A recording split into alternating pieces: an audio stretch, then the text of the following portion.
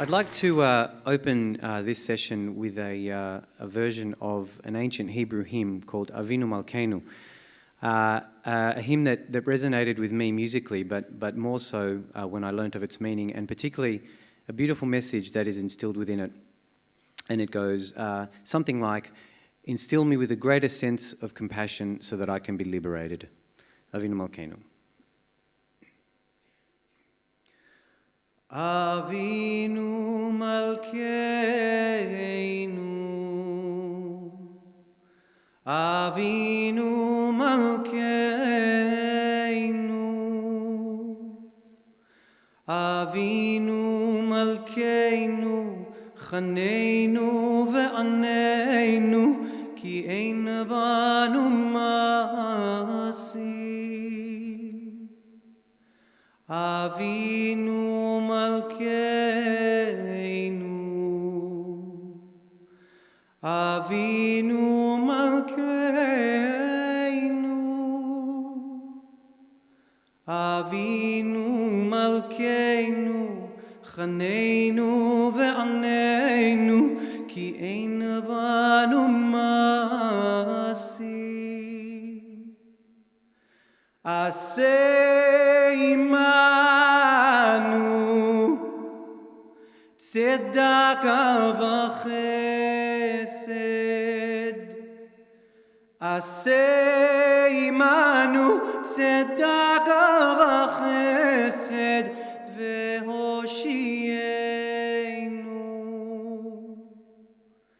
Aseh imanu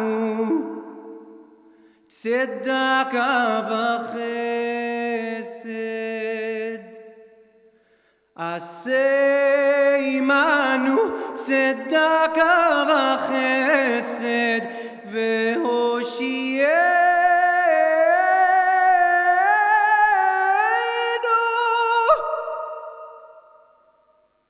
Avinu Malkeinu.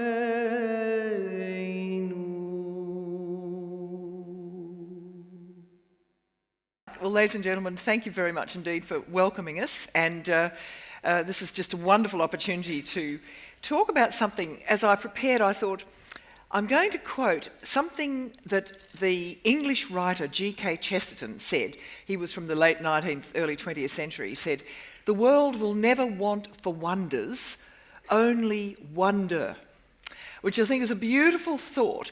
And what I think my two fabulous guests today represent is the wonder of serendipity, of just running into something that you didn't expect, which then changes your life, or gives a moment of grace, I suppose, really. And that's what happened to these two gentlemen, Nigel Westlake, who's one of our best composers and responsible for the music behind the Babe movies and Miss Potter and so on, and a lot else, and Lior, who has sort of burst onto our scene with his Autumn Flow, which was his, I think, as an independent, I think the most popular independently released LP. It's not the word, it's not that's revealing my age, album in Australian history. I know. I can hear my children saying, "God, what's she doing?" But they both come from quite different backgrounds, musically and otherwise, and the reason they're here today is that they sort of ran into each other over that exquisite piece that we just heard. Now, could you take up the story, Nigel, of what happened? Yes, I would never really have met Lior or worked with him had I not lost my son in 2008 through tragic circumstances. His life was taken in a very brutal manner just before his 22nd birthday, and just left me in a state of paralysis, really. I couldn't write music, I couldn't concentrate on anything for at least 12 months. And in that time, our family, in order to remember our son, keep his memory alive, we formed the Smugglers of Light Foundation. And to coincide with the 12-month anniversary of his death, we set up this benefit concert, and we invited Lior to come and sing. And Lior's albums had been very much on the top of the playlist in our family for many years. Both my sons were huge fans of Lior's, and so were myself and my wife Janice. And so quite by chance I met Lior's cousin, and I said, you know, we're looking for some music for this concert. Who do you think we should get? He said, oh, I'll call my cousin Lior. I think, oh, that's impressive. So he rings it on the spot, and Lior agreed immediately. And so he came to St Albans, just north of Sydney, a beautiful rural village there, and we set up a marquee. Several hundred people convened for the event, which went for the long weekend. It was the June long weekend, exactly 6 years ago. And Lior was the headline act, did a wonderful concert, and finished the performance with the very song that we've just heard him sing. And I was at the back of the marquee, and I could just hear this orchestra behind it. And I went up to him and said, would you mind if I took a solo recording of that and just wove an orchestration around it? And that's where the process began. And so that song, whenever I hear it, it fills me with all sorts of emotions, because it's, in a sense, become a form of salvation for me. It was my ticket back into creativity. It was my way back into writing music. And by taking that song and orchestrating it, it gave me a focus. And yeah, I wanted to be, it was a calling. So it's very, very profound. It has a very profound impact on me. And that's where we met. And it's lovely. It's a lovely story, because I said it was absolute serendipity that then had all these powerful impacts. Yeah. What did you think when Nigel first approached you? Oh, look, I mean, I was, I'd in turn had been a big fan of Nigel's work as well, so I was blown away, and the thought of having something that I am singing, have a full orchestra behind it was always a dream. And so we played around at building an orchestration around this. Nigel began building an orchestration around Avinu Malkeinu, and we had a meeting with the Sydney Symphony, and we're trying to kind of, get this sort of short thing over the line, and hope that they might, perform this as a short work, and they actually invited us to write a full length work. So we were just, it just kind of went from small building blocks to something greater, and we found ourselves agreeing to take things on that we didn't even know what they were going to be. Well, in fact, that's what I'm thinking of, that marvellous discussion on anger. I want to use that in terms of what can come again from pushing yourself. So that obviously what was just a lovely sort of idea, both then everybody said yes, which is that sort of, oh God, and then you had to step up with all the tension and the expectation, which you must have at times thought, really, I think I might want to step back. But out of that came such wonder. But, just talk us through how creative people manage that and harness that tension. I remember, Lee, one of our first meetings, creative meetings, after we got the contract to write this bigger work, which then became the 42-minute song cycle called Compassion. And I think you had your guitar, and you said, oh, look, I've got this idea, and I could kind of tell it was a reject song, that you were looking for a place, and you played it. I thought, yeah, maybe. And then I had this piece that they hadn't found a home either, and I played it to you, and you were going, yeah, okay. and like we were both really grasping, and it was desperate. And so I think the first step we thought was, okay, we've got to find the text, and that was that's how it became Compassion, isn't it? That journey of finding the lyrics. So you had to go beyond that initial little moment of, you had to get deeper, you had to dig. Yes. Something. Oh, yeah. Yeah, that's right. I mean, there's no shortcut in a way, is there, to producing a small masterpiece? That's what I'm really getting at. No, and I remember recently hearing a great interview with Paul Simon, and they were asking about Graceland, one of the greatest albums, and people are in such awe of that album, and he was so humble, and he just said, like anything that is deemed a masterpiece, when you break it down, it's made up of a small series of steps, which on their own are actually quite trivial and meaningless, but over time they build, and hopefully they will create something. And I think, that was how it was for us. It went from that little piece, and then we went, well, what are we going to do next? And we were very keen not to make this a religious presentation, but something that had a universality and was focused on a humanitarian presentation of compassion, but to draw on these rich worlds of Islam and Judaism and put them side by side. So we arrived at this idea of taking ancient Arabic and ancient Hebrew texts and putting them together. But all that took small, really small steps. But I guess you're right, is that we had the belief that to step into it and that it would be okay, which is terrifying. But we also just knew that you don't get opportunities like this very often. No. And you just have to go. So tell us about the whole wisdom of compassion. How did compassion come out of this, or a commitment to it? Well, like I said when I performed the piece just now, Avinu Malkeinu, the thing about that piece that really hit home for me or resonated was there's a line in it, and it says, instill me with the greatest sense of compassion so that I can be liberated. And that link between being more compassionate and being freer, feeling freer as a human being, I think that's a really beautiful message. And so I sort of took that in, and that message really... Because it's people might think it's slightly counterintuitive, because it's not self-centered, is it? I don't think.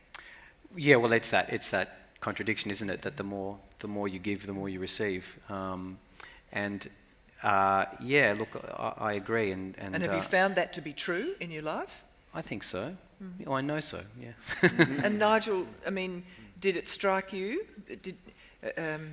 Yes, well, I was just reflecting then on the act of compassion, and it's really a concept that I never became properly aware of until losing my son, and the acts of compassion that were shown to me by so many friends, even complete strangers, family and so on. I would look in people's eyes and think, well, what is that? Yeah, that's that thing they call compassion. What an amazing gift. And where does that come from? Do you learn it? Are you born with it? I think some people are born with it. And I feel like I've maybe learnt a little bit about it on the journey of life. So it's become a very important facet of living, and obviously artistic creation as well. And would you say, I won't dwell on this, but has grief changed your composing abilities? Is it altered you? Completely. I hear things in a very different way. I've got much less tolerance for music that doesn't hold a message of some sort. Right. Within my own work, I look back at my own sort of repertoire and think, well, it's all, a lot of it is wanting for some sort of meaning to me now, listening to it. Isn't that interesting? Yeah, it's good. It has a very dramatic effect, and of course now, the expectation for the next work, whatever that is to write something that does hold meaning, and that's a very difficult thing to stay, because you just keep stepping this bar up, and so it's like a bit intimidating. There's a great line that you had when you heard Lior's, that the music sounded like an ancient chant exhumed from the long-lost tomb somewhere on the shores of the Red Sea. It's a beautiful... that Middle East heritage that you obviously, you came to Melbourne. How old were you when your parents came here? I was 10 years old. 10 years old. Mm-hmm. And do you feel that very powerfully? I wonder how that gels with an Australian sensibility.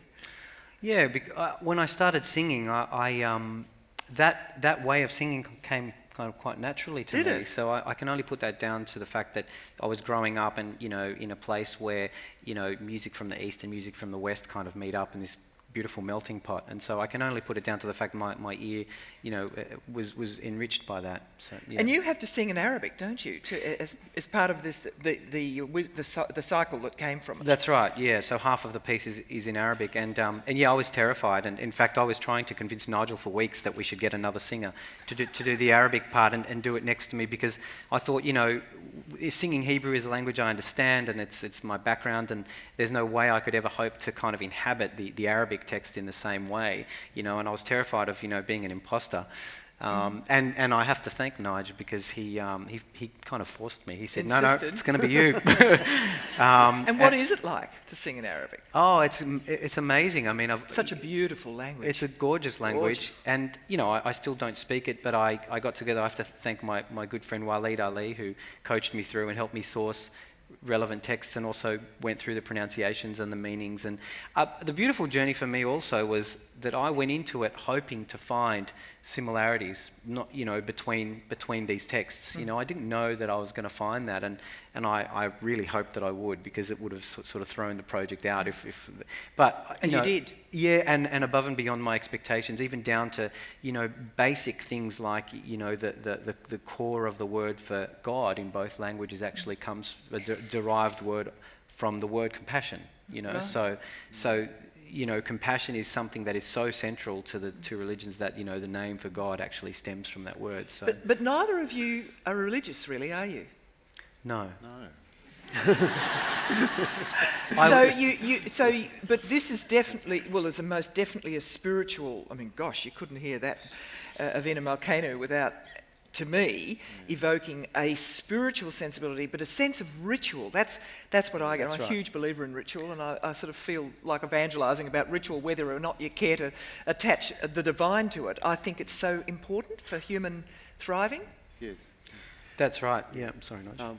No, I think, but we both share a belief that there's so much in all religions to be absorbed and learnt from, and I think that's the underlying message that we're coming from with this work.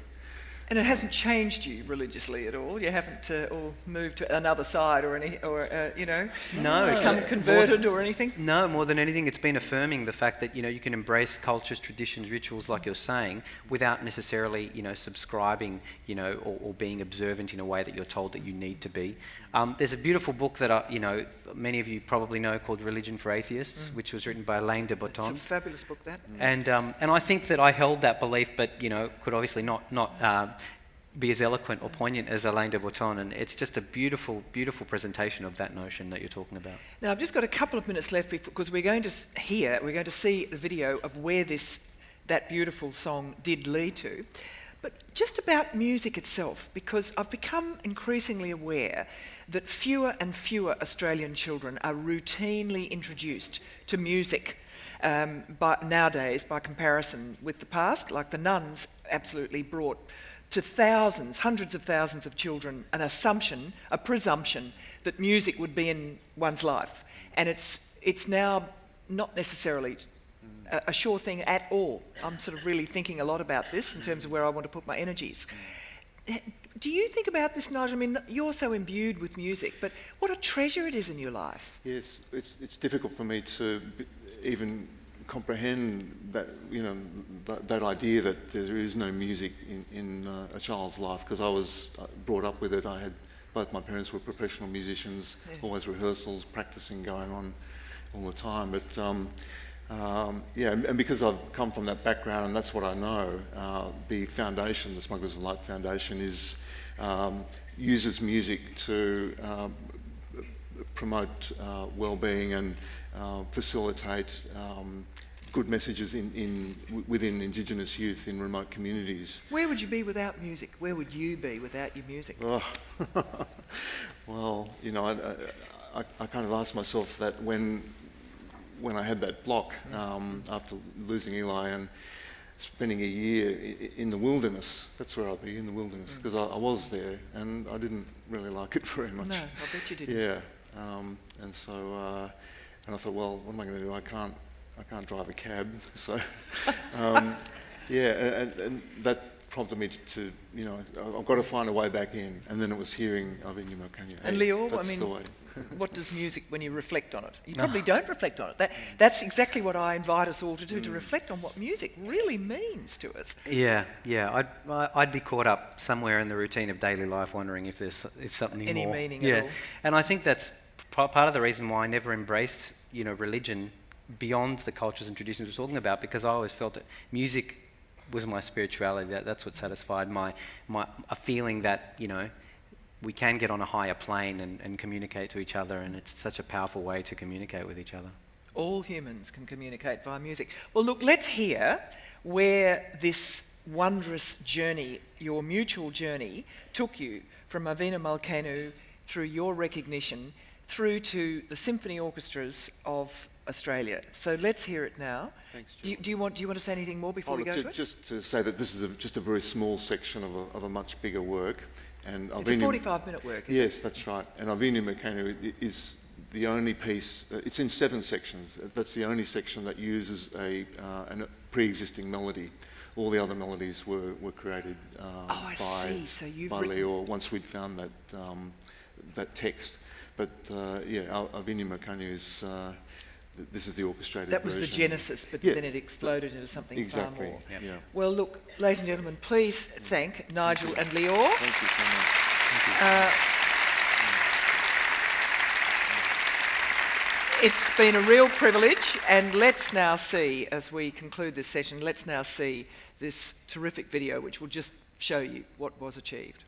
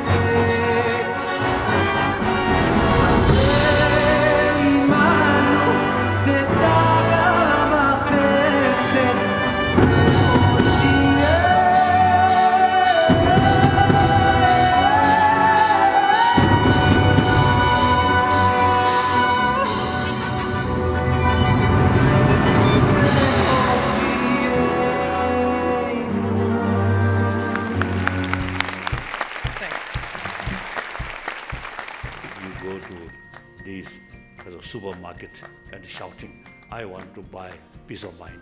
Then people laughing, or people feel that person's mind is something wrong.